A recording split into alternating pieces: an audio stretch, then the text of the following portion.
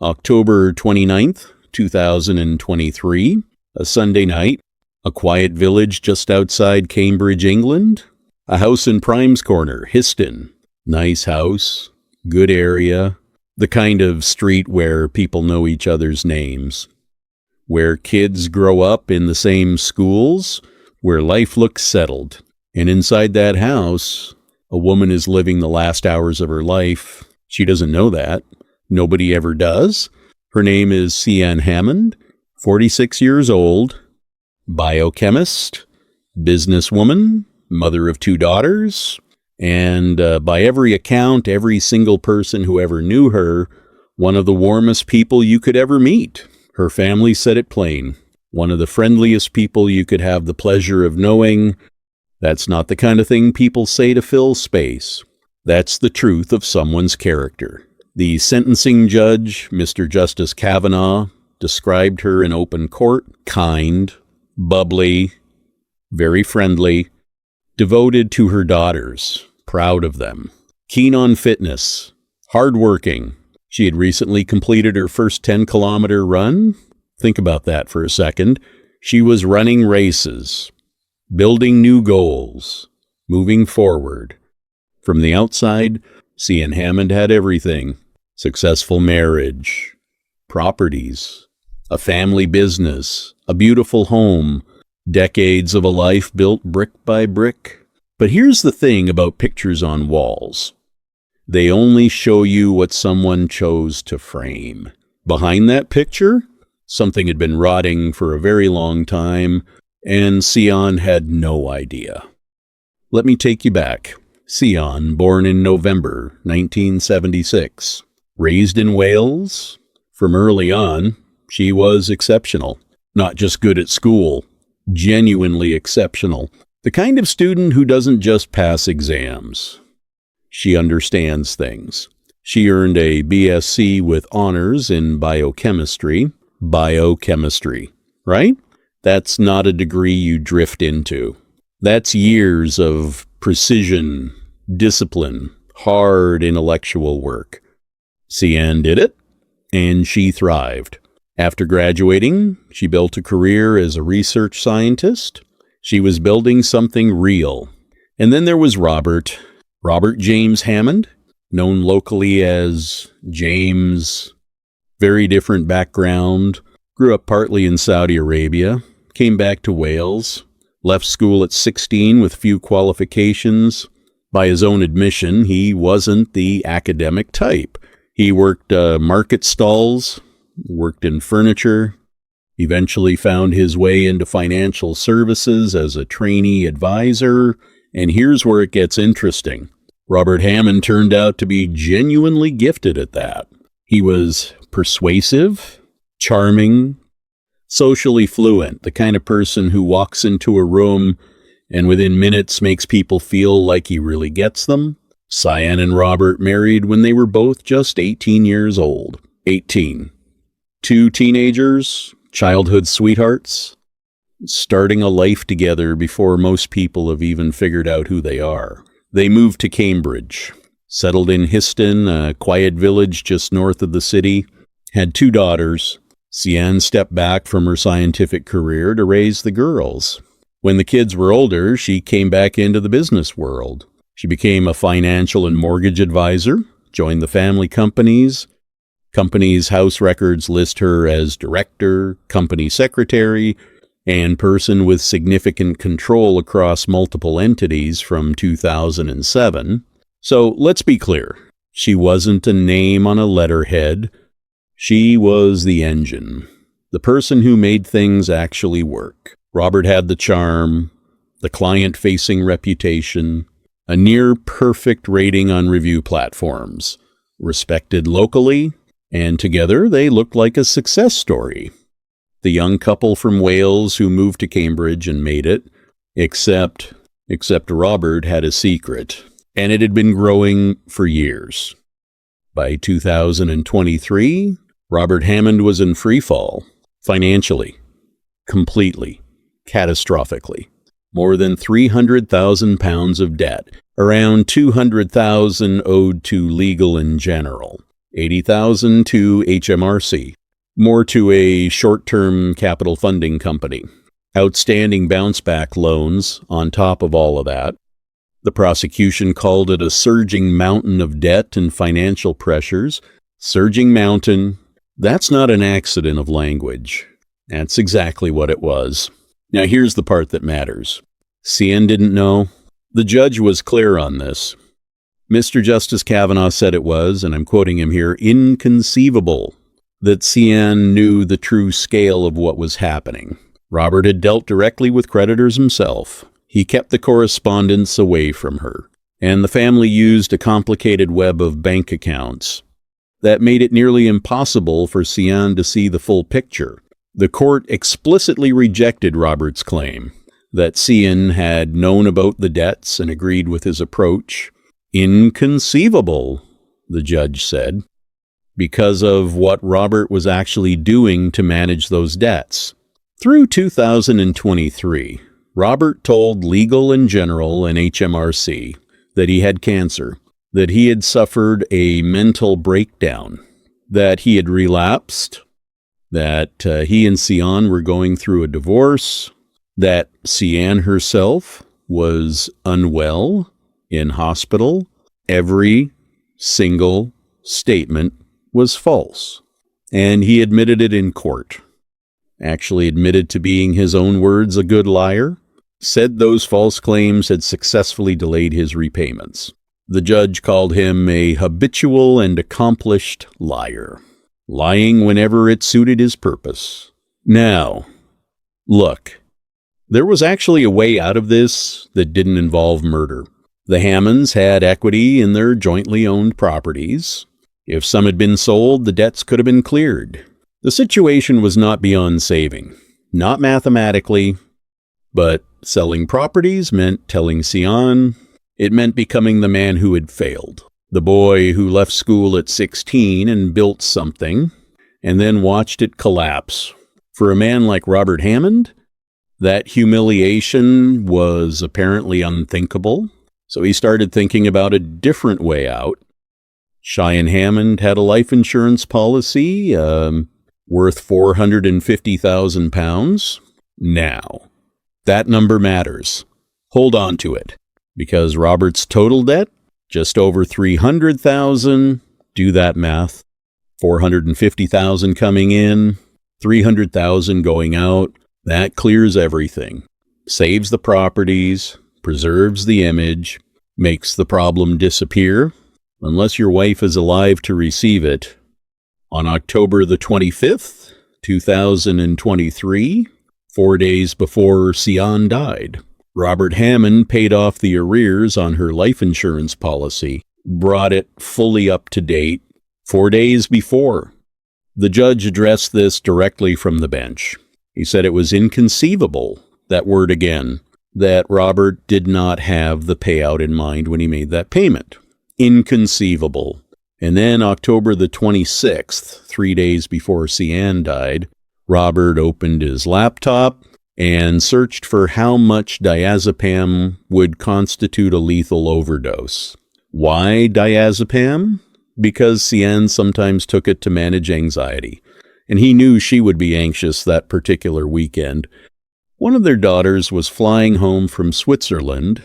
Sian always worried when the girls traveled. He knew her well enough to weaponize her love for her children. Then on Sunday, October the 29th, the day Sian died, he made another search. He looked up how to disable the passenger airbag in a Ford Focus. A specific model year. The family had a car that matched that description exactly. And Sian sometimes rode in the passenger seat.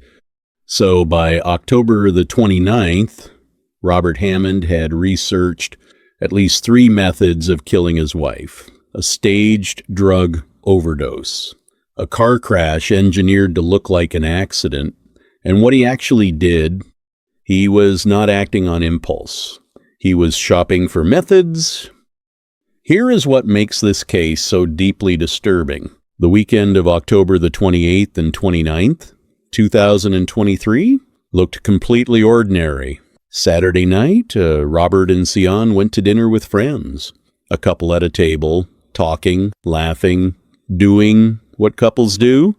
Friends who had no idea what was in Robert's head. And why would they? Sunday, they went shopping, took a car to the garage for repairs, they ate together, used their home gym, watched television in the evening. A normal day, unremarkable. Later that night, they had sex. I say that not for shock value. I say it because of what it tells us. Because while Sian was doing all of these normal, ordinary things, while she was simply living her life, the man next to her was already counting toward a moment he had decided on. She had no idea. None.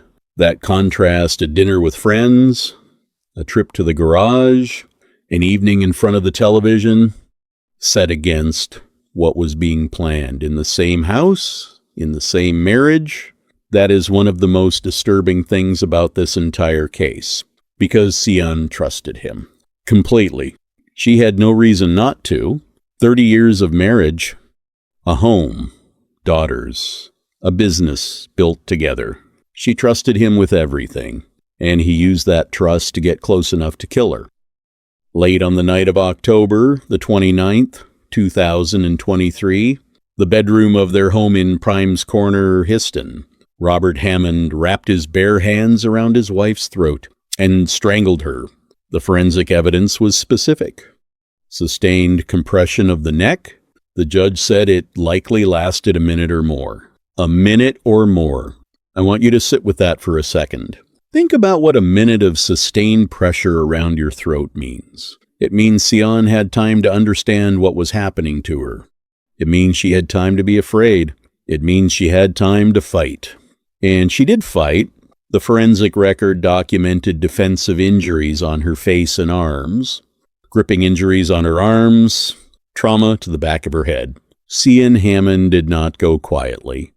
She struggled, she resisted, she used everything she had. She did not survive. Now, Robert was wearing his Whoop fitness tracker that night, a wristband device, monitors heart rate and physical activity continuously. The device recorded approximately 20 minutes of elevated heart rate activity. Around the time Sian died, the prosecution argued, and the judge accepted, that while some of that elevation corresponded to sexual activity earlier in the evening, a significant portion occurred during the strangulation itself. His own body, recorded by his own technology, testifying against him, and then the device went dark, stopped recording. Prosecutors said it had been removed from his wrist. After he went downstairs, he waited. Just before 2 in the morning on October the 30th, Robert called 999. He told the dispatcher he had found his wife face down on the bed, not breathing. Said he had last seen her alive about 30 minutes earlier. The dispatcher told him to perform CPR. Robert gave every impression of complying. He was not complying. The judge found that Robert did not attempt CPR at any point. His performance of doing so was a deliberate act, staged for the emergency dispatcher to establish the image of a desperate, panicking husband. A paramedic who attended subsequently confirmed no CPR had been attempted at all. At 2:35 in the morning on October the 30th, 2023, Sian Hammond was pronounced dead. She was 46 years old. Here's the thing about lying. You have to be perfect. Every time. Forever. And Robert Hammond, for all his accomplishment, was not perfect. At first, the death wasn't being treated as obvious murder. These things rarely are when there's no forced entry. No stranger, no weapon left at the scene, just a husband, a body, a 999 call. But the postmortem changed everything. The coroner's examination was completed on November the 3rd. It found concerning injuries. A second postmortem a week later concluded cause of death, compression of the neck, manual strangulation. And from that moment, the investigation transformed. The home CCTV footage was reviewed. No one had entered the house that night. No one had left. No third party. No stranger. No forced entry. Only Robert. Then investigators started building the case from multiple directions at once. Financial records, phone and computer evidence, browser search histories, fitness tracker data, house alarm logs, HMRC correspondence, legal and general records, and piece by piece the full scale of what Robert had been doing surfaced. The $300,000 in debt, the fabricated cancer diagnosis, the fake divorce, the invented hospitalization of his wife told to creditors, the insurance arrears paid 4 days before the murder, the diazepam search on October the 26th, the airbag search on October the 29th. Evidence, evidence, evidence. And then this. In the days after Sian's death, while her body was barely cold, Robert was already on the phone to Legal in General, asking whether he could get a reduction in interest on his debt.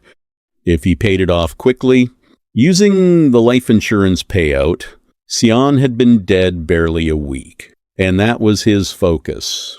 The prosecutor put it plainly. Robert Hammond had his eyes firmly on the prize. He was arrested on November the 10th, 2023. Maintained his innocence, denied everything. At trial, the defense raised cardiac events, epilepsy, seizure-related explanations, natural causes. The judge disposed of every single one. One sentence: there was not a shred of evidence of any natural cause or contributory factor, not a shred. July the 17th, 2024. Cambridge Crown Court. The jury returned their verdict, guilty of murder, unanimous. Every single juror. 6 days later, July the 23rd, 2024, Mr. Justice Kavanaugh sentenced Robert James Hammond to life imprisonment. Minimum term, 24 years, minus time already served on remand. After that minimum, the parole board decides whether he ever walks free, whether he ever breathes fresh air as a free man again. The judge addressed Hammond directly from the bench. He said, "On the face of it, you had an enviable life. Frequent holidays, a holiday home you had recently bought, and behind that facade, cracks were showing. Overextended on property renovations, the businesses in serious debt." He said he was sure that until the weekend of her death, or very shortly before it, Sian was unaware of the predicament Robert was in. And then the line that will follow Robert Hammond for the rest of his life: "You are a habitual and accomplished liar, lying whenever it suits your purpose to do so." Detective Inspector Richard Stott from the Major Crime Unit described him publicly afterwards. A competent liar, driven by greed and a fear of losing the public standing he had spent decades constructing. Decades. That's what this was about. Not rage, not a moment of madness. The preservation of an image, a man who could not face becoming the person he was afraid he'd always been. I want to say something about the daughters, because this part of the story never gets the attention it deserves. Robert Hammond didn't just murder a wife. He murdered a mother, and those two girls now have to live with something that no amount of time will ever make simple. They lost Sian violently, suddenly, in the most intimate possible betrayal, in the home they grew up in, at the hands of their father. And then they still wrote letters to the court in his support. I've seen people react to that with judgment. Don't. That's not poor judgment. That's an impossible human position. When you love someone, the truth about them doesn't automatically erase that love. Grief and loyalty can coexist with devastating knowledge. Those daughters are simultaneously mourning the mother who was taken from them and grieving the father they thought they had. Both losses, tangled together with no clean way to separate them. Sian's own mother and sister also wrote to the court asking for leniency. Despite having lost Sian, these are people trying in the most human way possible to hold the remaining pieces of a shattered family together. Robert Hammond took one life on the night of October the 29th, but the damage doesn't stop there. It radiates outward to daughters who will carry this forever, to a mother who outlived her child, to friends who sat across a dinner table from them the night before it happened. And it doesn't stop radiating. So let me tell you who Sian Hammond was. She was a woman who earned a biochemistry degree with honors, who built a career as a research scientist, who stepped back from that career to raise her daughters, and then stepped back into the working world and ran a business. She completed her first 10-kilometer run. She remembered things about people. She made others feel seen. She was, by every account, exactly the kind of person the world needs more of. And the specific, irreplaceable shape of her absence will be felt by the people who loved her for the rest of their lives.